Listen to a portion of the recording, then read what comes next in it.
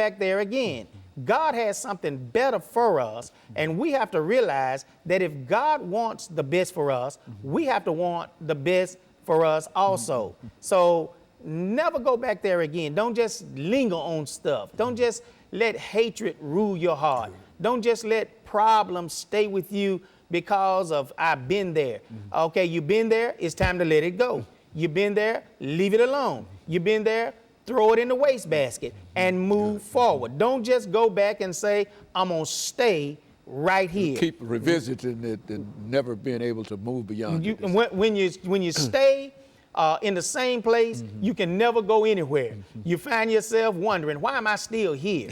and so if you stop revisiting that same place, let it go once and for all and move forward. And when you move forward, you'll find out that you got more help with you, because God will be with you.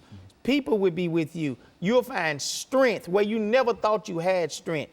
But if you keep turning around and say, well, let me try it again, then guess what? You're just going back down the same road.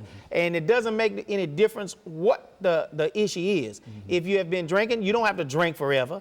If you have been financially stricken, you don't have to stay in that condition forever. You can get ahead. God wants you to get ahead. God wants you blessed. And so what we have to do is make up in our minds, make up in our hearts, make up in our spirits that I'm never going back there again. I'm not going to do the same thing. It's time for us to move forward. And then we can even make it personal. It's time for me to move forward. And that's what we have to do. The other thing that I think about in this book, Persecute for Righteousness' Sake, there's an outstanding passage, story, sermon that says, wake up and smell the coffee. In other words, we need to wake up. It's time to wake up and smell the coffee in our lives. Wake up and realize this is not working for me. That's not working for me. I've tried that. I've been there, done that. It's time for me to do something different. And so I've been there. I smell that coffee, and now I'm going to something different. And so basically everything in the book is dealing with us moving forward, us moving to a healthy, happy, and prosperous life. That's the life that God wants for us. God doesn't want us just stand in the valley of pity, just fighting ourselves all the time, talking about woe is me. It's time for us to say, I've been there, I've done that. I've woke up, I've smelled the coffee, and now I'm moving forward. So that's the thing that God wants us to do, and that's the thing that we have to do, is move forward in this life. And I guarantee you, if we do that, we'll find out that God will always be with us. Another amazing story in the book is By Any Means Necessary. We got to realize that God is always with us. God does not leave us alone. God does not desert us. God does not leave us to deal with hardships by ourselves. God is always there ready to embrace us, to encourage us, and to give us a pat on the back when nobody else is patting us on the back. We just have to say, Lord, here am I. I'm willing to do your will. I'm willing to do your work. I'm willing to walk with you. I'm willing to trust you. I'm willing to love you. And we'll find out that God is saying the same thing to us. I love you, and I will never leave you alone. So in a real sense, Pastor, you believe that that there is an opportunity for people who might be outside of the Christian experience or might be outside of any kind of spiritual or religious experience.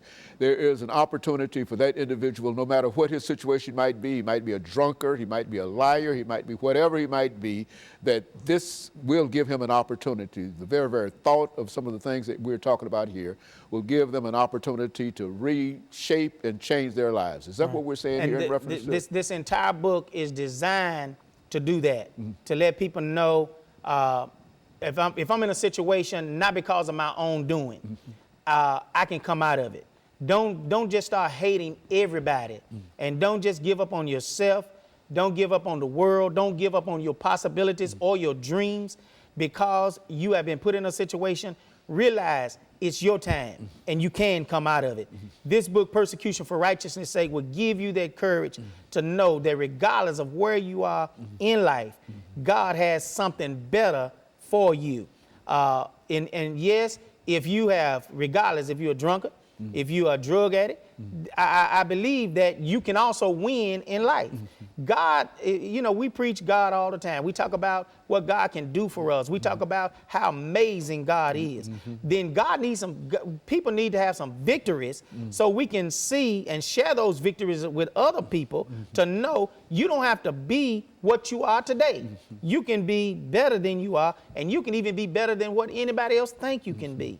So it's time to move forward. It's time to get some strength. It's time to say, I can make it. It's time to say, I can truly go to the top. And guess what? God is going to the top with me because I'm going to catch him at the top. He's already there, and I'm going to try to reach him when I get there. And that's a certainty in reference to your ability to move with God. Yes. That God is there and he's able to do whatever you wish him to do as long as you're faithful and as long as you do what God would have you to do. Is that what we're saying here? Right. As long as we're into God, and we got to believe with all our hearts. We got to trust him with all our might.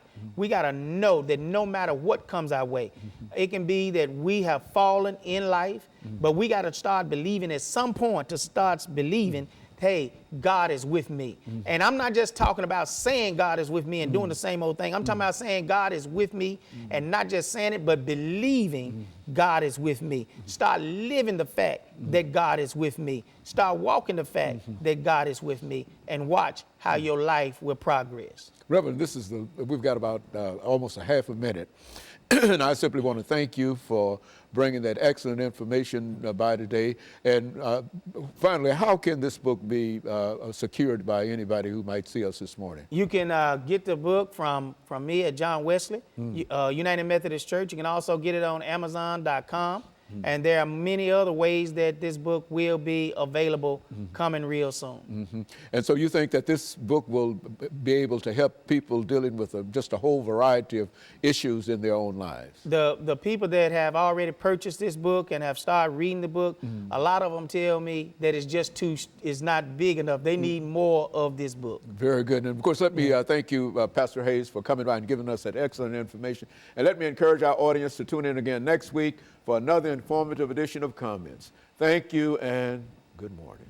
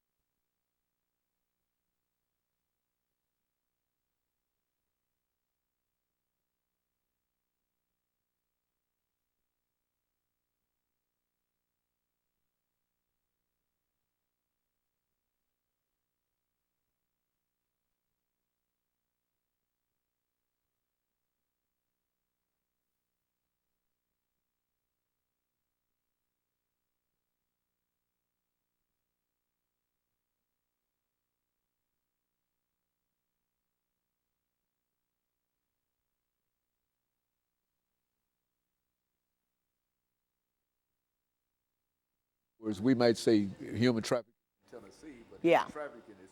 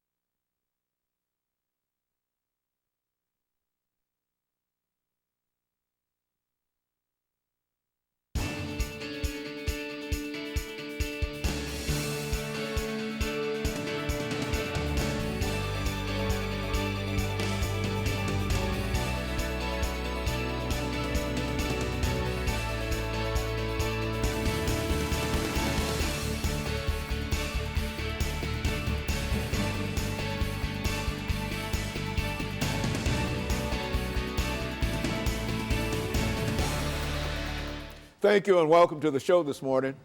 The topic this morning is human trafficking, and we're fortunate to have with us to talk about human trafficking Ms. Clemmy Greenlee. Ms. Greenlee has been with us on a number of occasions, and I think, Ms. Greenlee, you certainly are not a stranger to any members of our audience this morning. They've seen you on a number of occasions, going way, way back here. But now I think you've got another topic that you'd like to talk about, Ms. Greenlee, and that's human trafficking in the state of Tennessee and other areas that you might be familiar with. And so let's start off by having you to give us some information about your background, your education, and some of your experiences, some of the things that led you to that chair this morning. And then during this second segment, we will be more specific, talking about human trafficking in the second and third segment and the impact that this is having on individuals, upon governments, and et cetera, from your perspective. Yes, thank you again, Dr. Haynes, for having me. You know, earlier on your shows, I've always talked about my background as being coming up with two alcoholic parents and being a lack of school and education and being put in the hands of abusive men with sexual activities happening to me at the age of 5. And so that led into sex trafficking for me. And I started talking to you guys about youth violence because of the death of my own son. And I really hardly never talk about that part of my life. And recently, that part of my book has opened back up. And I've always said there's no shame in my game. I've already been spoken plainly enough to tell people who I am. And once I saw the background of sex trafficking that's really happening here in Tennessee with our little girls and some little boys, then I asked my God to give me permission to come and talk about the other part of my life. And that's exactly why I'm here now, to tell people that not only am I not ashamed to talk about the drug addiction, the prostitution, and the lifestyle that I lived, but I want to talk about how that got started. And when you talk about sex trafficking, you don't really think about well, they was put out there to prostitute. They was wanting to make this money and all like that. No, I wanted to just set the record straight that when you talk to the little girls and you tell the little girls, well, why, you know, when you become sexual active at 11 and 12 years old, 9 out of 10 they're going to tell you because they already had men funneling with them when they was 5 years old. So when I got funneled with at 5 years old, it automatically took me not into a traumatized situation, but it also took me into fear of minions. And so then it also took you into the zone where you want to be loved now because you don't have self-esteem and you're wondering why this happened to you. And so falling back off of that, as I got older, like 10, 11 years old, men still was dealing with me sexually and no one was there to protect me because remember, my parents was alcoholics. My siblings are younger than me and my oldest brother was never home anyway. And that led to me being 12 years old and being lured in by another man, another strange man, just coming and bringing me products like necklace, like tennis shoes, like dresses, come and lure me in the neighborhood to talk about, I think you look pretty in this. And once I accepted that, then that started the lifestyle of me being sex trafficked. You think that that's quite common among many young women, young girls, and that is a method that they use in terms of trying to get control of young girls? Yes, this is why I chose to come, and I thank you again for asking me, because I want them to know this, that these young girls are not being asked to be sex trafficked. They're being lured in, and some of them are being lured in by their boyfriend. Because when you came to the word sex trafficking, well, first it started prostitution, and now certain set of people have become victims of sex trafficking, that everybody is using that word. But some of us has been lured in by our boyfriends, not pimps, because there's no more pimps like the early 70s. And I tell people all the time, quit looking for the afro and the big Cadillac. The pimp is the government now. The pimp is the system. The pimp is society. So when you come in and you see the little 11-year-old girl, she's already low self-esteem. She's already rocking. You can tell on her face that she look lost or she feel like she's not loved. So I come up to you and I'm like, little girl, what's wrong? Would you like to have a pair of these shoes that you're looking at? I can help you get that outfit or that pretty necklace. And you can. I'm 11 and 12. Sure, I can. You deserve it. You do good in school and blah, blah. And then as soon as I say, okay, and I accept that because I want that necklace, I want that dress to show off to my friends in school, then that's when they put the price tag on you. Okay, so what we're going to do, Ms. Greenlee, is to take our first commercial break, and then we're going to come back with our audience following this very, very short commercial break.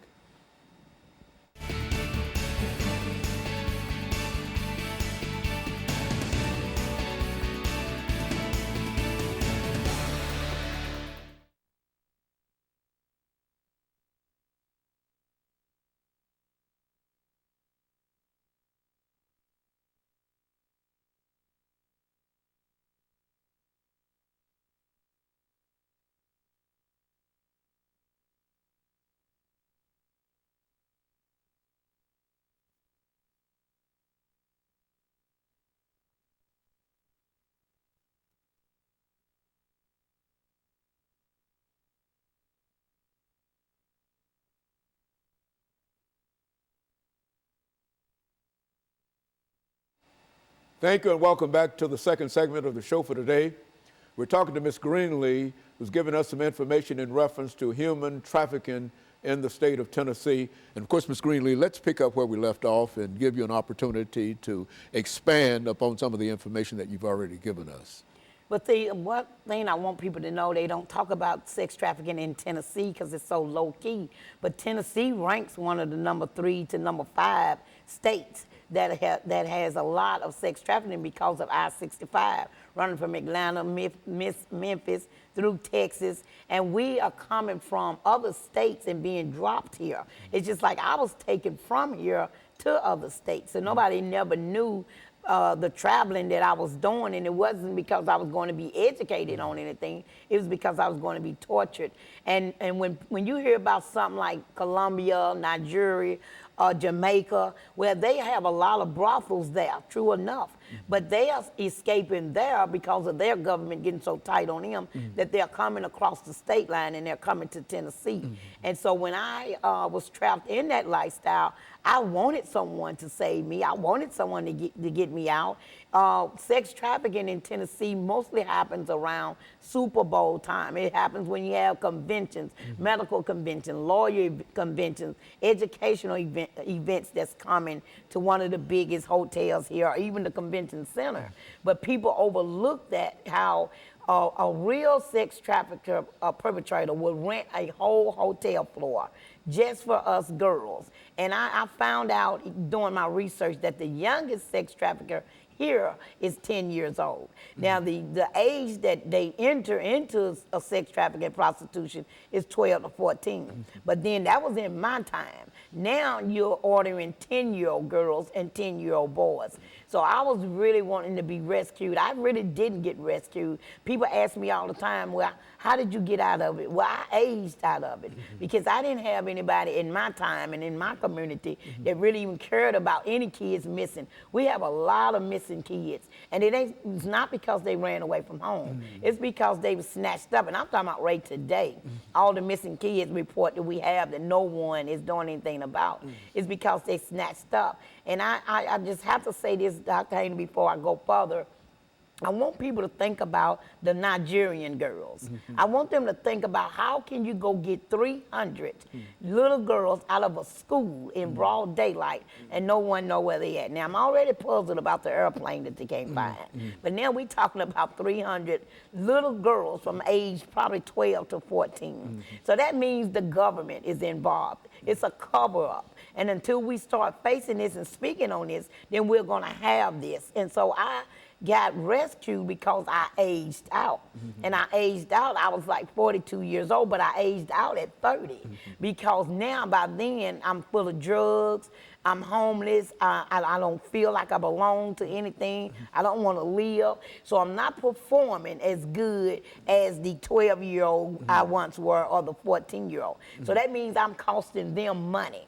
See, you'll cost them money because now they got to feed you more drugs, and that means the price is going up. Then you got the clients, the perverts that's complaining because I'm not performing like they paid for me to perform. Well, I'm handcuffed to a bed, I'm gagged by my mouth so I don't scream, and I'm drugged up. So I'm laying there like a limp towel. So that's more complaints for them. So after about 29 or 30, the men started just leaving me alone because I'm drugged out.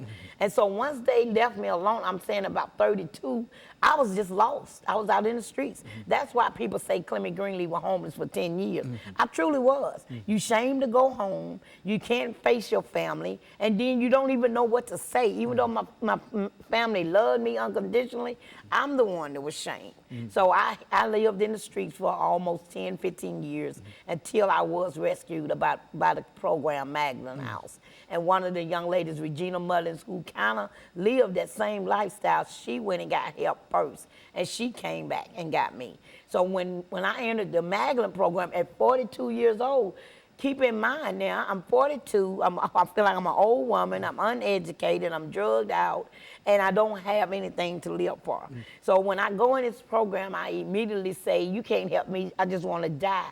But these people did not give up on me. I mean, this Magdalene program has saved my life. I entered that program in 2001, I came out in 2003, and I never looked back. And so she has been such an inspiration. She is Reverend Becca Stevens, the founder. She has been such an inspiration to me that she has encouraged me to go further. And so she believed in me so much that she sent me to New Orleans, and that's where I've been for the last 18 months. I went down there to help open up a house like Magdalene to go educate them on sex trafficking and also to go to the streets of New Orleans. If you know the streets of New Orleans, the first place you hit is Bourbon Street because everybody have all these call girls or girls swinging in and out the windows and all the prostitutes standing on the sidewalk. Well, then who have once asked one of those ladies, are you here against your will? Because everybody is not there because they want a new Lexus or they want to pay off a college fee. Some people are there because they are forced there. And you got to look and see who's watching you when you talk to the girls. So I made it to New Orleans and I did a lot of speaking. I went and talked to a lot of judges, DAs, police officers, anybody I could talk to, sorority. And I spoke so well about sex trafficking in the United States, period, not just New Orleans, that the governor even offered to bring me back down. And so it's a real problem, you think, in the city of New Orleans, and would that be typical of some of the other cities? It's not as hidden there, perhaps, as it might be in Tennessee. No, the stats show that number one is Atlanta. They show, that proves that. Then you got Texas, because it's running down that I-10 line too. So you got 5 states that's really is major in it, and New Orleans just happened to be one of the states that made their laws a little tougher. So we are trying to get other states to back off of what Governor Jindal just did, because by him changing the law, it made it stiffer. And what I mean by made it stiffer, Dr. Haney, is if we got locked up for any sex crime, crime against nature, just doing any kind of oral sex, anything we get caught doing, we automatically get charged as a sex offender. We automatically get 18 months to 3 years. It's women's in jail now just because they got caught giving oral sex. But the man, he didn't get caught doing anything, so I didn't think that was right. So if you're going to force us out here, and then this man is going to be a pervert enough to pay for me, and I'm 12 and 10 years old, then I feel like then you need to be accounted for too. So my call was to ask them to change the law and make it stiffer on everybody, not just us. You make it stiffer on the men's, and you make it stiffer on the men's who are putting us out there. Well, it appears to me, Ms. Greenlee, doing this as we end this first segment, that this is a real problem in America today. Is that what we're saying? This is a huge problem in America today. And we'll be back with our audience following this very, very short commercial break.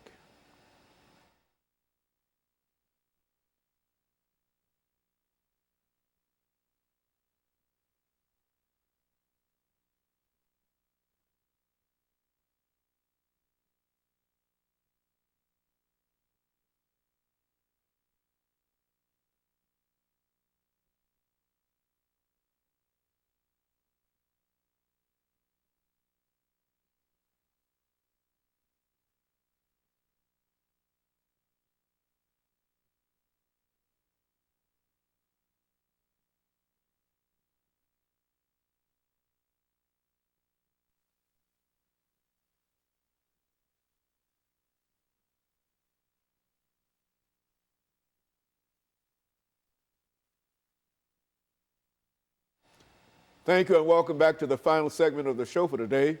The topic is human trafficking in the state of Tennessee, and Ms. Greenlee has given us some information in reference to what is going on in Tennessee, as well as what might be happening in other states around the nation in reference to human trafficking. Continue our conversation, Ms. Greenlee. Yes, Dr. Haney, I have 3 13-year-old nieces, and I'm scared to death that if I don't stay in their life and in their face it talking about sex trafficking and men's and what they're choosing to do, I'm afraid I will lose them. So we have 2 organizations other than the AMcLaughlin program. We have 2 organizations that's out here trying to reach the sex trafficking youth as we speak. And one is called One Less, and the other one is called End Slavery. Now, it's new to Tennessee, but they have stepped out to do something. AMcLaughlin was the only organization that really stepped out there. AMcLaughlin is just one organization that can hold so many. But it is so many young ladies out here that's being trapped already. It's so many phone calls that I get from 14-year-olds and 13-year-olds, and majority of them start out and saying, he tricked me.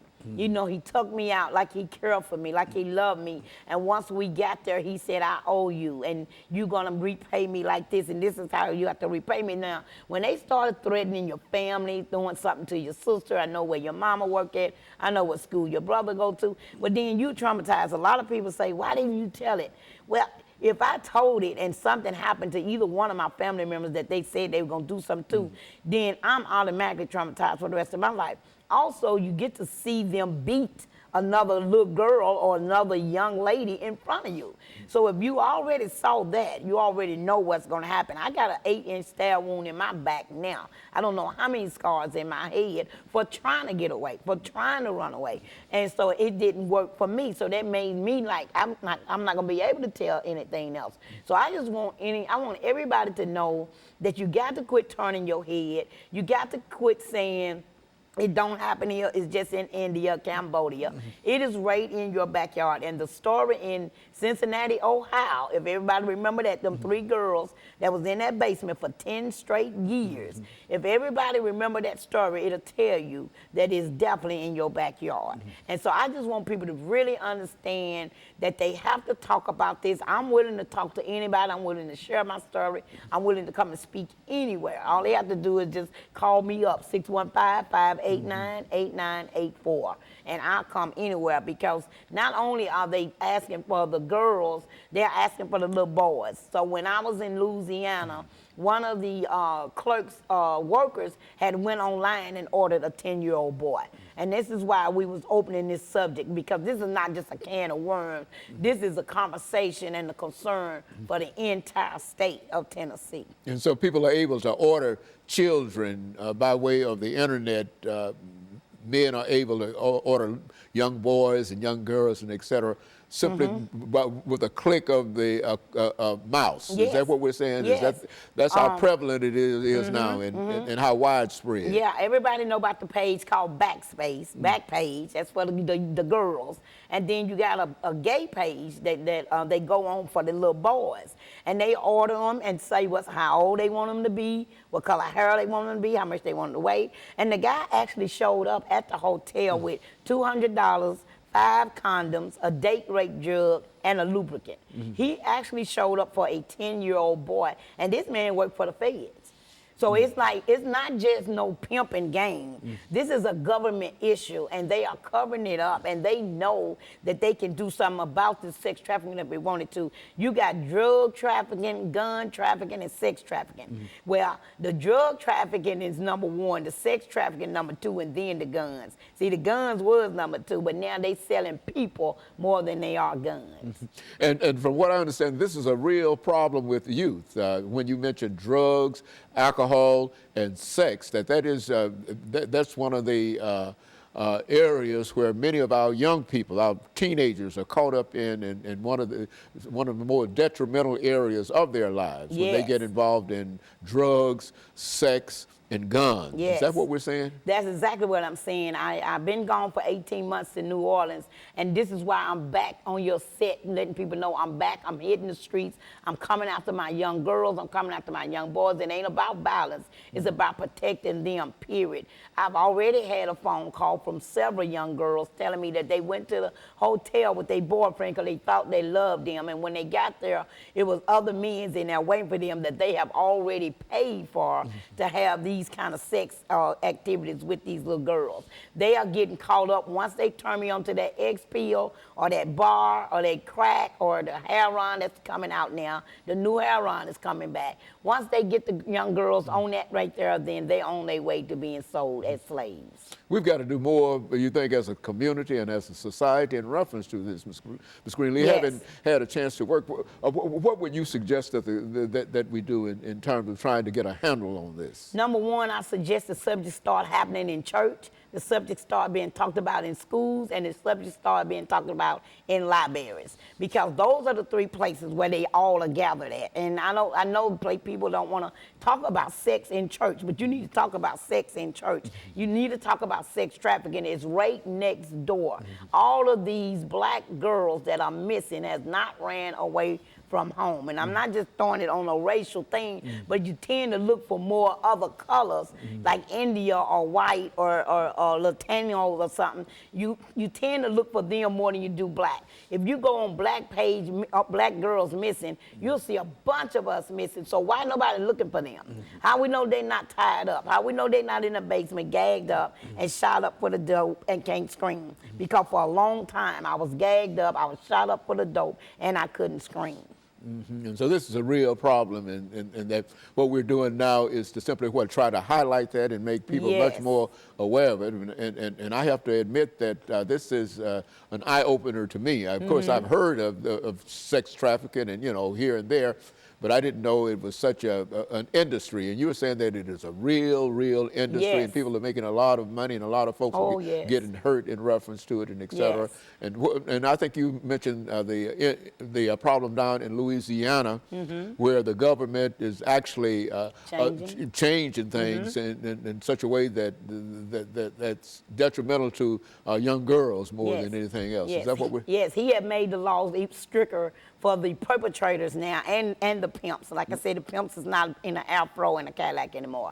And he changed the law so tough that he flew me back down to stand there with him while he signed the new law and gave me a copy of it with the ink pen. So I was really proud of that. So whatever I was saying to him, it rests his ears, but more than anything, it rests his heart. He might have daughters himself or granddaughters, and it gave him something to think about. So now, if we done this in Louisiana, we need to do it in Tennessee, and this is what I'm here to talk about. I got both ends of the story. I got sex trafficking and I got youth violence, and I'm done with just talking about it. I want to be about it.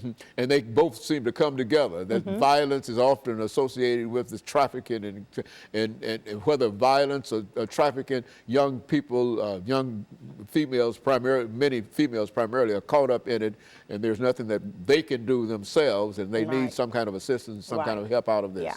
If anybody just even take a chance and just run around to some of these hotels, you will see the age range has changed. There's no more 20-something out there. They are 13-something out there. And it's sad. And you just look at them dressed like I was dressed, in the short dress and the high heels and all the lipstick. And everybody pointing at them just like they did me. Look at that fast-ass girl. Look at her with all that lipstick. But then nobody reach out to say, let me do something with this little girl. She don't need to be out here. So if we stop turning our head and quit judging and reach out and support, then we are the ones that can make something different in this community, especially around sex trafficking. Well, and Ms. Greenlee, we're coming to the end of this show for today. And I want to thank you for that excellent information. I think that this is the show that we've been trying to get for a long time, because I think it has been quite recently. And I think that, needless to say, that all of the problems that we're having across the border in reference to those young people coming across the border, I think that might be involved in some of the activities that we're talking about. And we want to talk about it later, because I think that you probably got a lot of information in reference to what's going on with that. But in the meantime, let me thank you and to tell you how much we appreciate you coming by and giving us that information. And let me encourage our audience to tune in again next week for another informative edition of Comments. Thank you and good morning.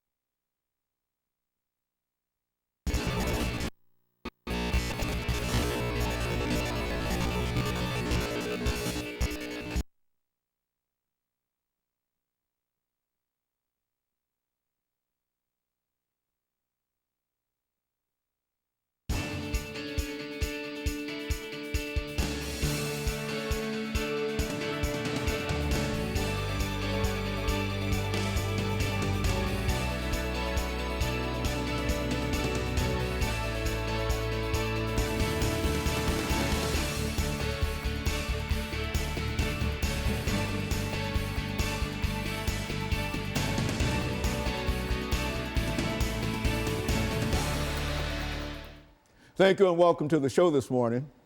The topic this morning is the Stonewall riots and the LGBT movement throughout the United States. And we have to talk about the Stonewall riots and the LGBT movement in this world, Miss AMcLaughlin. And I think that AMcLaughlin is no stranger to any of my members of the audience. Lana, let me welcome you this morning, because this is the end of the third year that you've been with us, and you've made significant contributions in terms of the information that you've given us. And I think that we've said on a number of occasions that we really don't take responsibility for any of these topics, because primarily you are the origin of the real topics, and it was your idea in terms of dealing with a number of topics, and we've always had quite a bit of success in terms of dealing with the topic. But today's topic, the Stonewall riots and the LGBT movement in today's world is rather a very unusual topic, and I want you to sort of deal with that. But before we do that, let's get some information about your background, your education, and some of the things that were important in terms of eventually leading you to us this morning, and then we'll start talking about the Stonewall riots. Well, as you've already said, my name is AMcLaughlin1. I am 11 years old. I am in 7th grade at John Early Museum Magnet Middle School. I play trumpet in the school's band. I'm also a cheerleader, and I'm heavily involved in my church. And I am also an alumna of the Junior National Young Leaders Conference that I recently attended June 1st through the 6th. Also this summer I attended SCATS, which is the summer camp for academically talented students at Western Kentucky University, where I stayed in the dorms for 2 weeks and took classes throughout the campus. Now, I got involved in the show back in 2010, and so as you said, this is kind of wrapping up my third year. We have one episode after this. And so that's a bit about me. Very good. And Lana, let me tell you that the information that we want you to give us this morning is, as we indicated, purely information that you're bringing forth to us and that we had absolutely nothing to do. I'm presenting what we might call a disclaimer in terms of what you're about to deliver to us. But to start us off by talking about the movement itself, the Stonewall riots and events that are associated with that riot. Well, as you said earlier, this is an unusual topic. The reason I decided to talk about this, actually to talk about the Stonewall riots, was because I previously missed all of your June tapings for the show, and I originally had planned to talk about Stonewall because the anniversary of Stonewall is June 28th. And so when I was at Western Kentucky, I missed it. And so I was like, well, even though it's a little bit after the anniversary of it, I should still talk about it and get it out there, because not a lot of people know what really started the LGBT movement here in America. It started with these riots, this series of riots. And so basically the Stonewall riots were a series of spontaneous violent demonstrations by members of the gay community against a police raid that took place in the early morning hours of June 28th, 1969 at the Stonewall Inn in Greenwich Village, which is a neighborhood in New York City. They are widely considered to constitute the single most important event leading to the gay liberation movement and the modern fight for gay and lesbian rights in the United States. Very few establishments welcome openly gay people in the 50s and 60s around that time. Those that did were often bars, although bar owners and managers were rarely gay. At the time, the Stonewall Inn was not a lot of people know this. At the time, the Stonewall Inn was owned by the American Mafia. It catered to an assortment of patrons and was known to be popular among the poorest and most marginalized people in the gay community. Drag queens, representatives of a newly self-aware transgender community, effeminate young men, male prostitutes, and homeless youth. Police raids on gay bars were routine in the 60s, but officers quickly lost control of the situation at the Stonewall Inn. They attracted a crowd that incited to riot. Go on. Well, and so basically, in me saying that, I'm giving a bit of background so I can talk about it more in the second topic of the show, well, the second segment. And so I wanted to give you a bit of background, and so I can give my commentary on how if this needs to be more out there and how more people need to know about this. Very good. And of course, Lana, what we'll do, we'll take this first commercial break, and then we'll come back and allow you to pick up with the information that you're given. And I think that the information that you're given is very instructive. And we'll be back with our audience following this very, very short commercial break.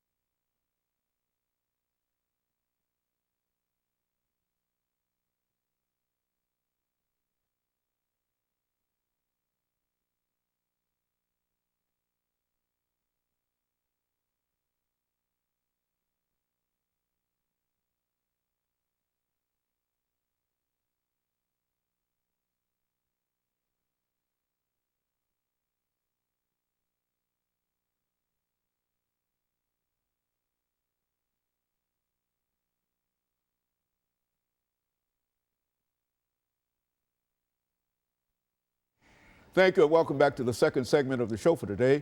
We're talking to AMcLaughlin1, and she's giving us some information in reference to the Stonewall riots and the LGBT movement in today's world. And Alana, let me tell you how delighted we are that you've covered the kind of information that you've covered, because I think you've laid out a very, very good background of information dealing with this very, very important movement and the outcome. Let's pick up where we left off the last time.